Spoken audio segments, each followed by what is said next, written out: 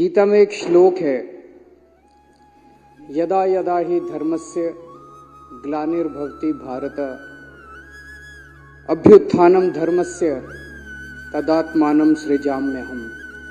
इस श्लोक का मतलब है भगवान श्री कृष्ण अर्जुन कोई नहीं कह रहे, अर्जुन के जरिए पूरी सृष्टि को कहने की कोशिश कर रहे हैं कि जब जब पृथ्वी के ऊपर धर्म को कुचला जाएगा और जब जब अधर्म बहुत ज्यादा हो जाएगा तब तब मैं उत्पन्न होऊंगा।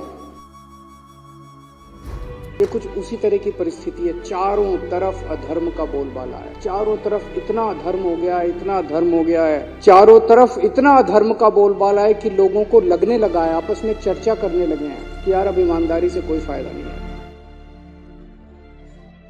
खुलेआम एमएलए को खरीदा जा रहा है। हमारे एमएलए को 25-25 करोड़ रुपए ऑफर किए गए। एमएलए को खरीद के खुलेआम सरकारें गिराई जा रही हैं।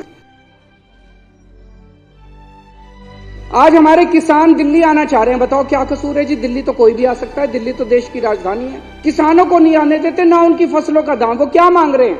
वो कह रहे हैं कि हम जो फसल पैदा करते हैं हमें अपनी फसलों का पूरा दाम मिलना चाहिए। बिल्कुल मिलना चाहिए।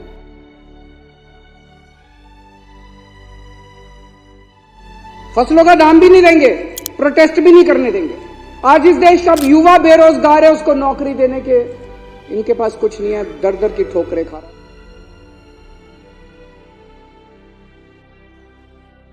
व्यापारी बुरे हाल है, महिलाएं, उनका घर का खर्चा नहीं चल रहा। महंगाई इन लोगों ने इतनी ज्यादा कर दी और एक गरीब दिल्ली के अंदर हम देख रहे हैं कि झुग्गियां एक के बाद एक झुग्गियां तोड़ी जा रही है।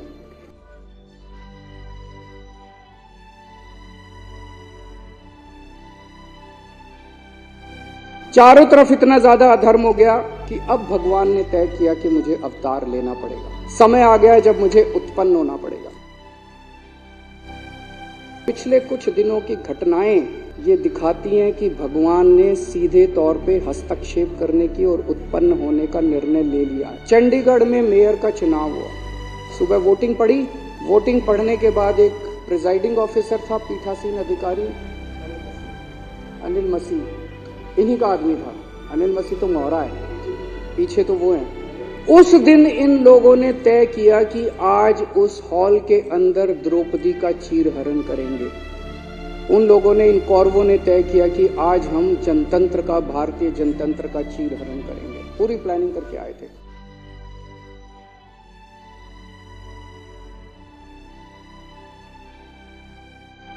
अब वहां पे श्री कृष्ण जी पहुंच गए द्रौपदी का चीरहरण रोकने के लिए। उस कमरे में दिखाई नहीं दिए किसी को, दृश्य थे, लेकिन थे वहां पे। आप लोगों ने अगर वीडियो में देखा हो, वीडियो में वहां जितने बीजेपी वाले मौजूद थे सारे कह रहे हैं कैमरे ऑफ करो, कैमरे। देखे आपने वीडियो? सारे चिल्ला रहे हैं कैमरे ऑफ करो, कैमरे ऑफ करो। कैमरे ऑफ क्यों नहीं हुए?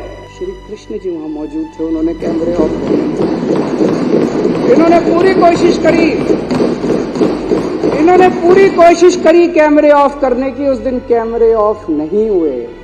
ये कोई संयोग नहीं है, ये ऊपर वाले का इशारा है, ऊपर वाले का हस्ताक्षर।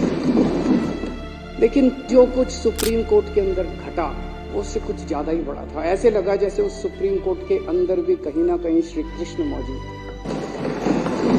थे। ऐसे लगा जैसे वहां सुप्रीम कोर्ट के अंदर भी भगवान मौजूद थे। आज पूरे देश के सामने भगवान ने बेनकाब करके एक साफ साफ मैसेज दे दिया। भगवान ने, बीजेपी चुनाव जीतती नहीं है, बीजेपी चुनाव चोरी करती है।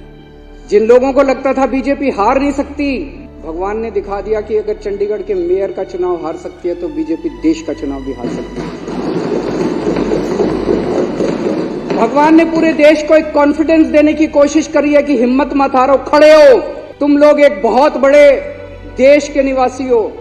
भारत के लोग एक बहुत बड़ी संस्कृति, हमारा कल्चर 3000-4000 साल पुराना है। डर के मत बैठो, खड़े हो। आप अपना कर्म करो, तुम लोग अपना कर्म करो। वोट डालने जाओ, आवाज उठाओ, प्रदर्शन करो, इनके खिलाफ खड़े हो। भगवान तुम्हारे साथ है। जैसे भगवान ने इनको बेनकाब किया चंडीगढ़ के चुनाव में, भगवान आने वाले समय में भी इनको बेनकाब करेगा और सत्य का साथ देगा।